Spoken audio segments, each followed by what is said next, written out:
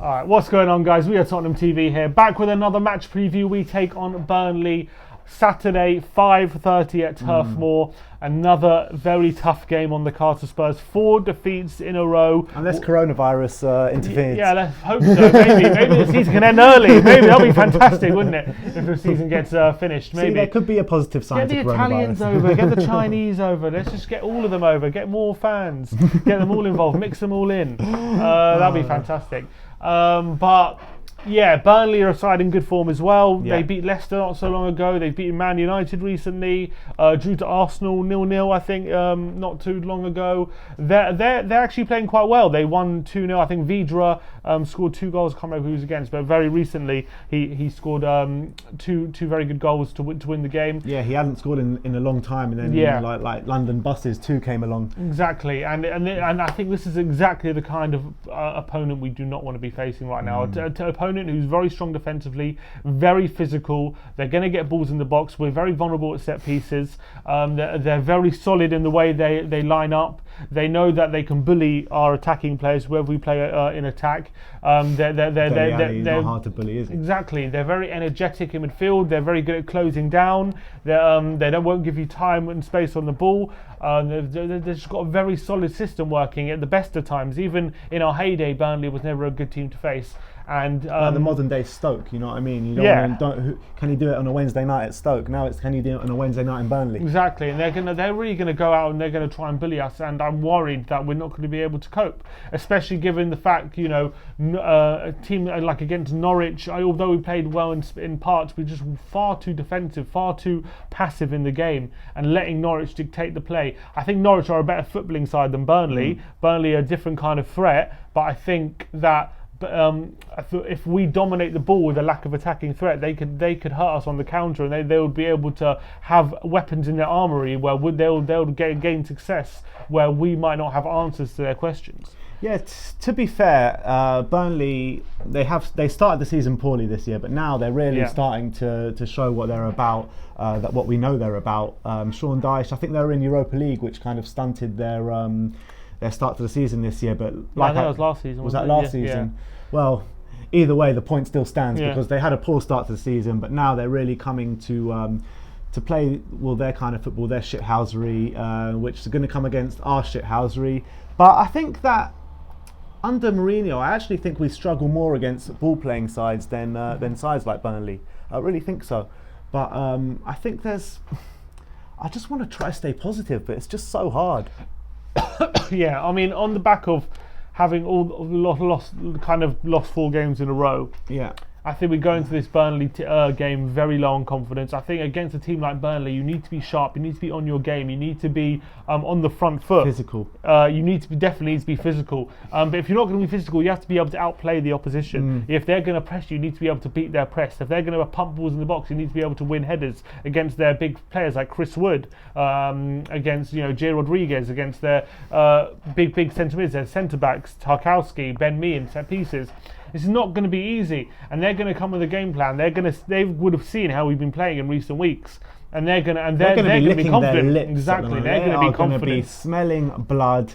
Looking at that Wolves game, they are going to be with those Tanganga and Eric Dyer errors in that Wolves game. They are literally going to be licking their lips at that, and that they should be gobbling those kind of defenders up. That's their bread and butter.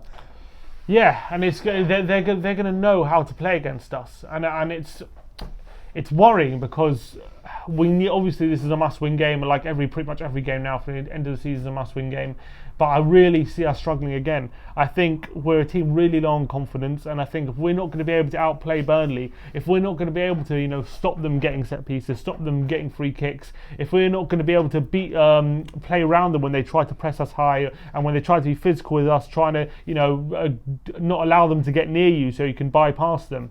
If we're not going to be that effective in those ways, then I can really see us struggling. I really can. Well, the few things which I hold on hope to, I think that Eric Dyer is getting better. Yeah. I think Davinson Sanchez is getting better as well. I think those two could be our centre-back pairing. I don't know where Toby Alderweireld disappeared to.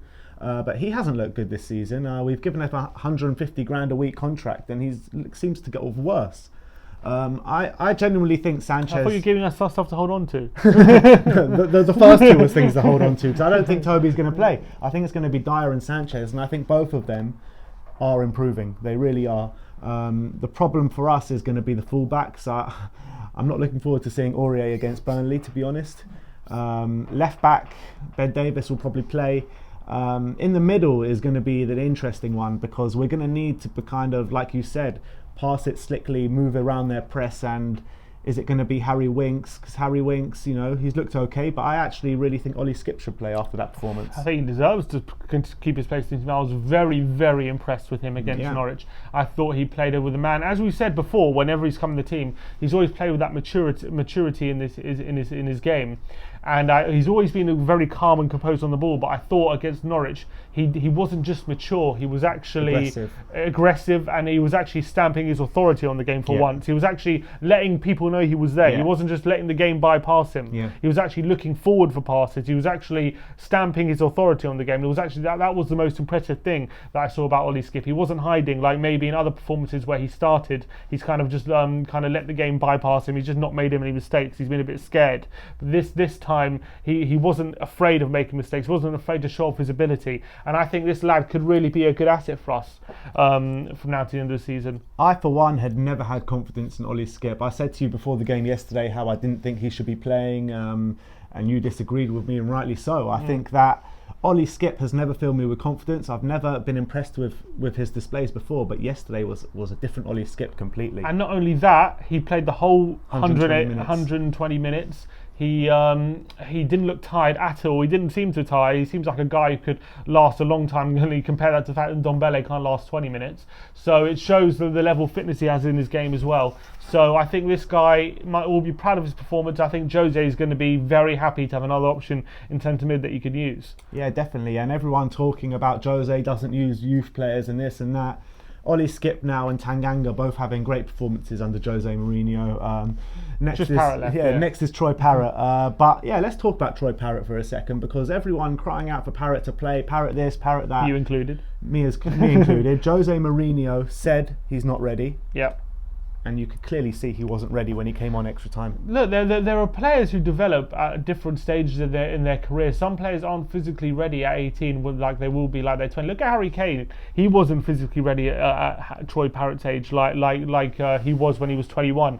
There are some players like Marcus Rashford and Kylian Mbappe who just burst on the scene at 18 and they're just the world stars. And Michael Owen, but they're a dime a dozen. Not many players are like that. Most players, look at even Tammy Abraham. He's 22 now. He had to wait till he was 22 to get his big break in the Premier League until he starts scoring goals. It's not that easy for everyone. And if Jose Mourinho sees him every day in training and concludes that this guy isn't physically ready or mentally ready to be starting Premier League games, then you have to take that into consideration. And I think it's clear for all to see with this time on the pitch that he's clearly not. I don't think it helps that he's not in a functioning team. If he was playing for Man City, maybe it would be a different story. But I think the way that we need a striker to be playing, a striker who holds up the ball, who's physical, who's willing to battle defenders. He's not ready for that. Exactly. He's not ready for that. And you could see it, all he's going to do is shoot his confidence down. That's all he's going to do if we start him in Premier League games week in, week out. Yeah, what doesn't kill you makes you stronger. But I feel that he looked like a boy amongst men yesterday when he came on that second half in the extra time. He hardly touched the ball. And then credit to him for stepping up and taking a penalty, but he should not be taking a penalty. I don't understand why. For me, in that situation, I actually don't mind him taking a penalty, just because he takes all the penalties for the under 23s. And if he says he's confident, he is a striker, and so you would back him to kind of find a corner if he's able to. And Jose said he was confident, he wanted to take it. So I say, if Jose saw any weakness in that decision, or when he asked him to take a penalty, he probably wouldn't have let him take it. But he said he thought he was confident, so he let him take it. You got to give him credit. He missed. You've got to give him credit for taking that ball and stepping up in an important penalty shootout. But anyway, we're talking about the Burnley game, so I don't think he's going to play. He might be on the bench again. He might be on the bench, but I don't want him to play. Again, Burnley is just the type of team he won't thrive against at this point in time. They're going to bully him if he plays or comes on. Yeah. So I don't see him having too much success in this kind of game. If I'm if I'm going for a prediction in this game, I don't think we're going to win. I don't think I've predicted us to win for the past 4 games, and I've been right. I think I've predicted us to win all 4. I'm going to go for. I think it's going to be another draw.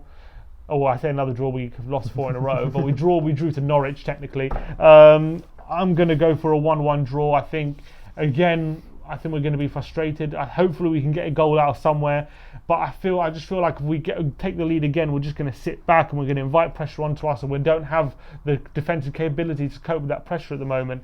But then again, if we go gung-ho, well, not gung-ho, if we go too attacking, then we leave ourselves open. But I have a feeling that I would go with a more attacking approach in this game, just because Burnley, however good a team they are, which they are, their strengths lie defensively, not in an attacking sense, although they have weapons to hurt you. So if I would bet that we would be able to outscore them if we went for an attacking approach. I just don't think Mourinho will go for that approach. I don't get why. Why? Like, our defence is so poor. Surely attack is the best form of defence at the moment. But it's there's 2 ways looking. It's almost like our defence is so poor, so you have to concentrate more of the energy on the defence to shore it up. Whereas when our defence was good, like with when we're Toby and Jan top of their game, we had Wanyama, Dembele mopping up. It's almost as if like we can attack all the time, just because we know if on a counter attack, our defence would be able to deal with it. Would be able to one-on-one situations. We wouldn't be left exposed. We would be able to cover those situations. We don't have to worry too much about the defence and concentrate too much energy on that. We can concentrate on attacking. But now, because our defence is in such a poor state, we have to concentrate more on the defence to shore it up and make sure our defensive positioning and solidity is correct, just so we're not conceding goals all the time. But at the moment, it's just not working. That's the problem. Yeah, but with that, it's like you're fighting a losing battle. You're going out in games and trying not to lose instead of trying to win. And with the defensive problems that we have, we sit back and we invite pressure onto us and we crumble. So for me, attack is the best form of defence at the moment. I agree with you. I'm just saying it's 2 sides to the coin. Yeah, of course it is. And it's just a bit frustrating where we are at the moment. And I get Jose Mourinho has had a lot of difficulties in terms of players being fit and not fit. We have players in now the squad. That doesn't warrant the way we're playing. It just doesn't. I'm sorry. With our we have our 2 biggest scorers out, but we've still got capable players: Lucas Moura, Eric Lamela, Steven Bergwijn. The list goes on. We've still got good players that can get the ball on the floor, pass it around, and get a goal. Look at Liverpool when they played Barcelona in the second leg of the Champions League. They had Salah out that game, I believe, and I think Roberto Firmino was also out that game. 2 of their best attackers. They won 4-0. They didn't sit there sulking, oh, we're never going to score because our 2 best attackers are out. They got their replacements in. They had a way of playing. They had a different way of attacking, and they got the job done. I know we're not Liverpool, but it's just we're playing Norwich at home. We can't just sit back and defend and not look for the second goal when we're 1-0 up just because we don't have the options going forward. We have players who are able to attack going forward. They might not be the kind of attackers that Jose Mourinho likes to play in his team, but they're still attackers who can hurt the opposition. Bergwijn, Dele Alli and Lucas Moura, they're in certain systems, they'll be able to be a threat. Yeah, I mean, again, him being up front probably doesn't help him, but he hasn't been great for a while now, in all honesty. But I thought against Wolves he did show some improvement, but he didn't play great against Norwich. Yeah, he tied towards second half against, but whatever, Dele needs to up his game, but I don't think he's being helped with the Jose Mourinho tactics. That's what it comes down to, I think, at the end of the day. They don't help. And what's annoying me as well is Bergwijn, Lucas and Dele. I get them being made to play a lot of football, which is true. They're playing every game. They're playing pretty much every minute. They're tasked at being a whole attacking threat. But all these complaints of they're tired all the time, and there's a lot of pressure on them, and they're all the time they're just on their feet, on the not being able to run, and just because they're the only attackers available. There is some legitimacy to that, but Mane, Salah, Firmino, they start every game.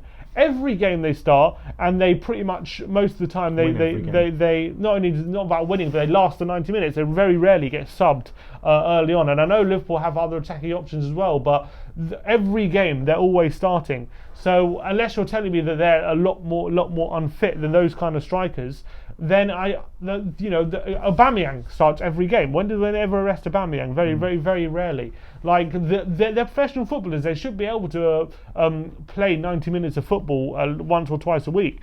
And these excuses are starting to get a bit frustrating for me, to be honest. I know Jose. There's some legitimacy to them, and he's still early on in the job. He's only been there 100 days, but I don't want to be too negative about him. But the excuses are just. They're starting to annoy me. They're winding me up too. And the thing, he come out after the game yesterday and he was like, "Oh, I'm going to go to the board and ask them what they want to concentrate on, Champions League or Premier League." But it's like, are you serious? Like, what the hell are you on about?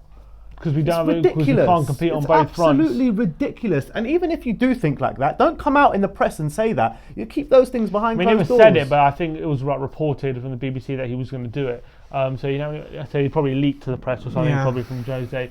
It's just frustrating. Like Pochettino never made these kind of excuses before. Pochettino always put the blame on himself when something wasn't going right. And by and large, he was right to. How many times were Kane injured or something like that, and he just found a different way of playing. He adjusted his system a bit. He adjusted the forward players. Albeit he never had Kane and Son injured at the same time. Maybe not, but he did for a bit last season. He had Kane and Son out, and he still found a way to win. Even though we weren't playing the best football, even though it wasn't nice to watch sometimes, we found a way to win games. And I know this time we don't have Llorente around, we don't have a target man, and it is. I'm not going to lie, it's hard for Mourinho. It's not easy for him, but this is why he's paid £15 million a year to do the hard job, to make these decisions, to find out a way how we're going to attack opposition teams, especially teams who are bottom of the bloody Premier League, without being too exposed at the back, and to be able to win games like the last 16 of an FA Cup at home to Norwich, 100%. And not have to sit back all the time, like we're the team who's bottom of the league, away from home to the top, and it's just annoying. Every week we play like the away team, and I'm just sick of it at the moment. But look, we'll give them time to turn it around. I'm not facing judgment until next season. I'm not saying, I've seen enough, get him out. I'm like, there are fans on Twitter, I've seen enough. Get that Chelsea guy out of my club. I'm not there yet. I refuse to put that judgment on Mourinho until at least halfway through next season. Yeah, I think give him a summer, give him so he truly has his way of playing, because I do think there are some he has some legitimacy to his complaints, but it's just they're starting to wear me down, these bloody excuses, and he's got to figure it out himself. And I don't want to hear, we have to choose between this game and that game. I don't want to hear that, because we should be able to play an unchanged team in both games and compete. I'm sorry, this is Premier League football here. You're 100% right. These are professionals at the top level. They should be able to compete on all fronts. Even in the FA Cup, they should be able to compete on all three fronts.